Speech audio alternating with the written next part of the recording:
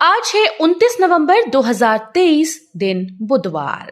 Welcome back to clean news MP. चलिए देखते हैं मध्य प्रदेश की 25 फटाफट बड़ी खबरों को। इससे पहले आप न्यूज को कहां से देख रहे हैं हमें कमेंट में बताना बिल्कुल ना भूलें। साथ ही हमारे फेसबुक पेज को भी फॉलो करें। फेसबुक पेज का लिंक डिस्क्रिप्शन में दिया गया है। जबलपुर में 18 राउंड में 8 विधानसभा के वोटों की गिनती कराने की तैयारी। जवाहरलाल नेहरू कृषि विश्वविद्यालय में 3 दिसंबर को होने जा रही मतगणना की तैयारियां पूरी कर ली गईं। इस दौरान सुरक्षा और सुविधा से लेकर मतगणना की योजना का खाका तैयार हो गया। इस बार मतगणना की गिनती के लिए होने वाले राउंड की संख्या में बदलाव हो सकता है। जिले की 8 विधानसभाओं में मतगणना की गिनती को 18 राउंड में समेटने की तैयारी है। कैंपस में एग्जाम मोड ऑन, कहीं इंटरनल तो कहीं मुख्य परीक्षाओं की तैयारी।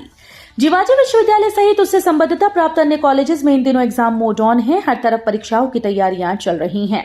चूंकि परीक्षा इस बार नई शिक्षा नीति के अंतर्गत होना है तो उसी हिसाब से तैयारियां भी तेजी से चल रही हैं। कई शैक्षणिक संस्थानों में इंटरनल परीक्षाएं चल रही हैं तो वहीं दूसरी ओर कहीं कहीं परीक्षाओं पर फोकस किया जा रहा है। इंदौर में निगम कर्मी ने कचरा जलाया तो जाएगी नौकरी, आमजन ने जलाया तो 10,000 रुपए का जुर्माना। नगर निगम के कर्मचारियों को अब कचरा जलाना महंगा होगा। ऐसा करने पर उनकी नौकरी जा सकती है। आमजन पर भी सख्ती होगी। उन्होंने कचरा जलाया तो 10,000 रुपए का जुर्माना होगा। रोड स्वीपिंग कार्य से पहले सड़क पर पानी का छिड़काव करना होगा ताकि धूल ना उड़े। निर्माणाधीन भवनों को ग्रीन नेट से कवर करना होगा। मलबे को निर्धारित स्थान तक पहुंचाना होगा। हम अपने छात्रों को हांगकांग से इंदौर भेजने के लिए बेहद उत्सुक। शिक्षा संस्कृति का आदान प्रदान जरूरी। आईआईएम इंदौर ने हांगकांग बैप्टिस्ट यूनिवर्सिटी के साथ एक एमओयू साइन किया है। नए पाठ्यक्रम तैयार करने, ज्वाइंट रिसर्च करने और स्टूडेंट और फैकल्टी एक्सचेंज को बढ़ावा देने के लिए ये एमओयू हुआ है। आईआईएम इंदौर के निदेशक प्रोफेसर हिमांशु राय और एचकेबीयू के वाइस प्रेसिडेंट डॉक्टर अल्बर्ट चाउ ने समझौता ज्ञापन पर हस्ताक्षर किए। नीति आयोग की रिपोर्ट में कटनी स्वास्थ्य व्यवस्था की खुली पोल, सीएमएचओ को जारी हुआ पत्र। नीति आयोग की रिपोर्ट में कटनी जिले में स्वास्थ्य व्यवस्था की पोल खुल गई। स्वास्थ्य केंद्र को लेकर सीएमएचओ को पत्र जारी हुआ। मध्य प्रदेश में कटनी जिले की स्वास्थ्य व्यवस्था कितनी बदहाल है, इसका खुलासा नीति आयोग के द्वारा जारी हुई लिस्ट से हुआ। इसमें रीठी स्वास्थ्य केंद्र की स्थिति काफी खराब बताई गई, जिसे लेकर नीति आयोग ने कटनी सीएमएचओ राजेश आठिया को पत्र जारी करते हुए उन्हें व्यवस्था दुरुस्त करने के निर्देश जारी किए। अधिकारियों के प्रमोशन के लिए मंत्रालय में हुई डीपीसी। 90-91 बैच के अफसर बनेंगे special DG. Madhya Pradesh cadre के भारतीय प्रशासनिक सेवा अधिकारियों के प्रमोशन के लिए मंगलवार को मंत्रालय में डीपीसी हुई। इसमें मुख्य सचिव इकबाल सिंह बैंस, अपर मुख्य सचिव राजेश राजौरा, अपर मुख्य सचिव मोहम्मद सुलमान और डीजीपी सुधीर सक्सेना मौजूद रहे। भाजपा अपने प्रत्याशियों को 1 और 2 दिसंबर को जिले में देगी मतगणना की सीट। मध्य प्रदेश विधानसभा चुनाव के लिए 3 दिसंबर को मतगणना होनी है। इसकी चुनाव आयोग ने पूरी कर ली है। राजनीतिक पार्टीज ने भी मतगणना के दौरान ईवीएम की सील, राउंड अनुसार मत गिनने, लिखने से लेकर कोई आपत्ति होने पर उसे दर्ज कराने को लेकर अपने एजेंट्स को ट्रेंड करना शुरू कर दिया है। कांग्रेस ने कुछ दिनों पहले अपने प्रत्याशियों, जिला प्रभारियों और एजेंट्स को भोपाल बुलाकर जानकारी दी। दिसंबर में पीएससी की 3 परीक्षाएं गरमाई, राजनीति अभ्यर्थी भी नाराज। मध्य प्रदेश लोक सेवा आयोग ने दिसंबर माह में 3 परीक्षाएं आयोजित कर डाली। इससे अभ्यर्थी तो नाराज हैं ही, राजनीति भी गरमाने लगी।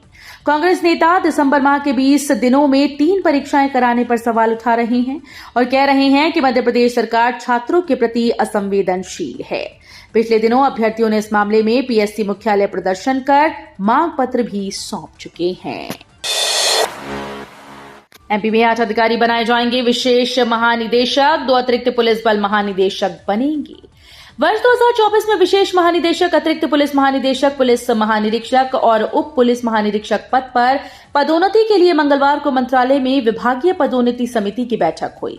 पद की उपलब्धता के आधार पर पदोन्नति होगी। 8 अधिकारियों को विशेष महानिदेशक और 2 अधिकारियों को अतिरिक्त पुलिस महानिदेशक के पद पर पदोन्नत करने के लिए पात्र पाया गया। एमपी के 5 शहरों को बनाया जाएगा रेबीज मुक्त, योजना को मिली मंजूरी। बीते कुछ समय से शहरों में लगातार श्वानों के हमले और काटने के मामले बढ़ते देखे जा रहे हैं, लेकिन अब मध्य प्रदेश के 5 शहरों में इन मामलों पर रोक लगाने के लिए योजना बनाई गई, जिसे मंजूरी मिल चुकी है। उस योजना के चलते रेबीज के संबंध में जन जागरण और एंटी रेबीज वैक्सीन लगाने का कार्य किया जाएगा। ये कार्य स्वास्थ्य विभाग, पेट्स का पंजीकरण, श्वान बधियाकरण कार्य नगर निगम, पशु चिकित्सा और पशुपालन विभाग के द्वारा किया जाएगा। एमपी के कुछ जिलों में बढ़ गए ईंधन के भाव। मध्य प्रदेश में जल्द ही चुनाव के परिणाम आने वाले हैं, लेकिन ईंधन की कीमतों में उथल पुथल जारी है। दमोह में पेट्रोल पर 41 पैसे और डीजल पर 38 पैसे की वृद्धि हुई। हरदा में पेट्रोल पर 30 पैसे और डीजल पर 28 पैसे का उछाल आया। खंडवा में पेट्रोल पर 72 पैसे और डीजल पर 66 पैसे की बढ़ोतरी हुई।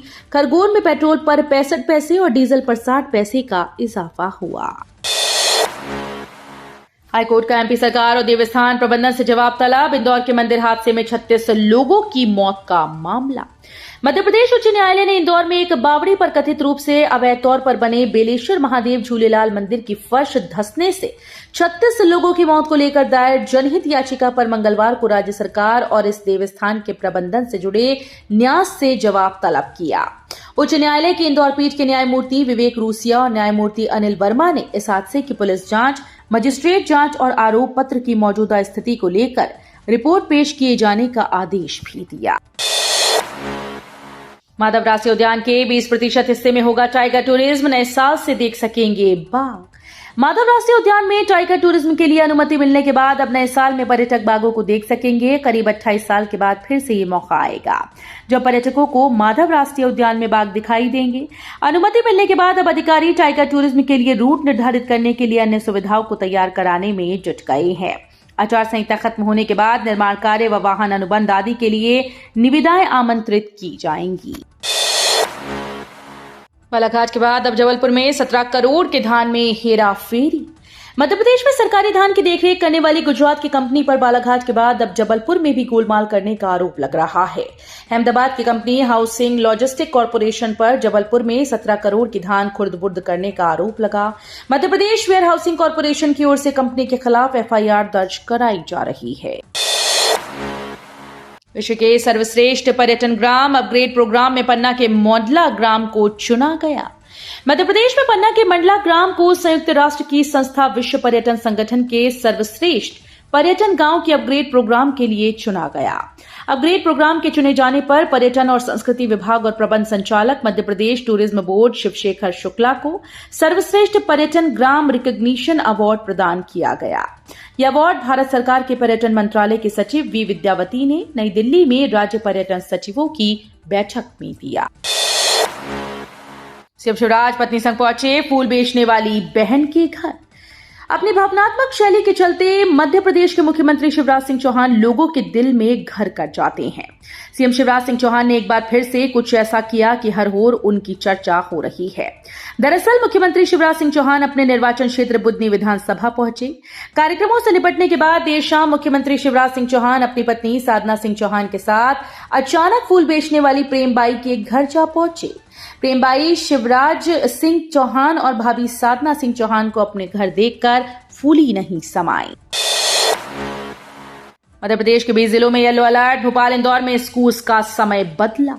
मध्य प्रदेश के आसपास के राज्य गुजरात और राजस्थान में बना चक्रवाती हवाओं का गहरा और पश्चिमी विक्षोभ से बना सिस्टम अब कमजोर पड़ने लगा है, लेकिन प्रदेश में बारिश की गतिविधियां आगे भी बनी रहेंगी। मौसम विभाग ने डिंडोरी, कटनी मंडल, नरसिंहपुर, जबलपुर, रायसेन, सीहोर, नर्मदापुरम, बैतूल, हरदा, बुरहानपुर, खंडवा, गुना, अशोकनगर, शिवपुरी, सीधी, अनूपपुर, शहडोल, उमरिया और दमोह जिले में येलो अलर्ट जारी किया। सर्कल जेल में लगा विधिक साक्षरता शिविर। बंदियों को संविधान की उद्देशिका का वाचन कराया गया। शिवपुरी में राष्ट्रीय विधिक सेवा प्राधिकरण नई दिल्ली और मध्य प्रदेश राज्य विधिक सेवा प्राधिकरण जबलपुर के आदेशानुसार मुख्य न्यायिक मजिस्ट्रेट सज्जन सिंह ने गत दिवस सर्कल जेल शिवपुरी का निरीक्षण किया।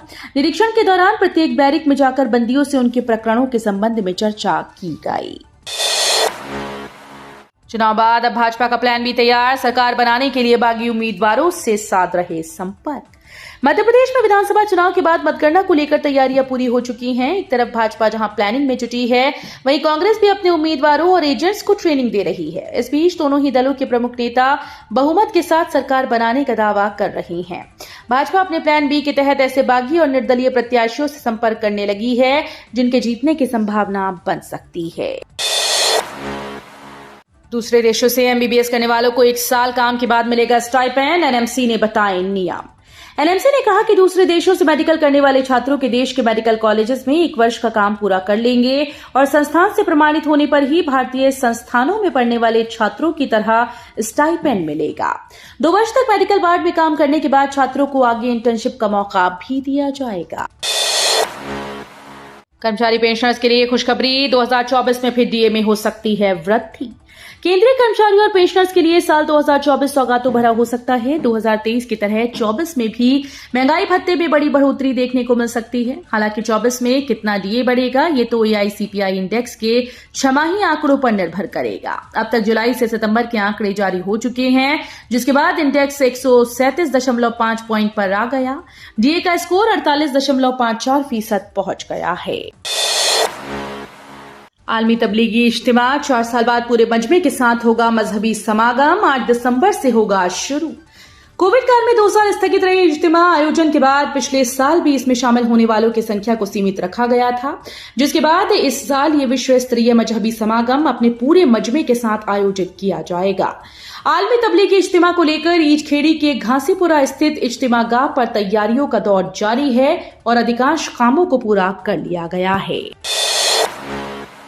निजी बसेस का सड़क के दोनों तरफ कब्जा, अधूरा ट्रैफिक सुधार का प्लान। बहोड़ापुर क्षेत्र स्थित मानसिक आरोग्यशाला के पास वैध बस स्टैंड न होने के बाद भी सड़क किनारे बसेस को खड़ा कर सवारियों को भरा जा रहा है। सड़क के दोनों तरफ बसेस खड़ी रहने से आवागमन प्रभावित होता है। सड़क किनारे बसेस के खड़े रहने की जानकारी होने के बाद भी पुलिस प्रशासन के अफसर कार्रवाई नहीं कर रहे। ट्रैफिक जाम से लोगों को निजात दिलाने के नाम पर अब तक सिर्फ औपचारिकता की गई है। पूर्व मुख्यमंत्री कमलनाथ ने अधिकारियों कर्मचारियों को याद दिलाए उनके कर्तव्य। बालाघाट में स्ट्रांग रूम खोले जाने के बाद डाक मतपत्रों की गिनती का कथित वीडियो वायरल होने के बाद प्रदेश की सियासत में भूचाल आ गया। कांग्रेस इसे लेकर हमलावर है और जिला निर्वाचन अधिकारी कलेक्टर पर कार्रवाई की मांग को लेकर निर्वाचन आयोग में शिकायत भी कर चुकी है। अब पूर्व मुख्यमंत्री और पीसीसी चीफ कमलनाथ ने अधिकारियों कर्मचारियों को उनके कर्तव्य याद दिलाए हैं। एम्स भोपाल की डॉक्टर तान्या शर्मा ने दुबई में किया शोध प्रस्तुत।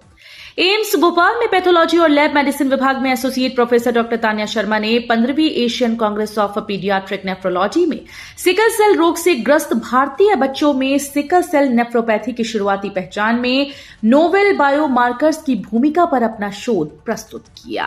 तो ये थी आज की 25 फटाफट बड़ी खबरें। अगर आपको न्यूज पसंद आई हो तो वीडियो को लाइक और शेयर जरूर करें। धन्यवाद।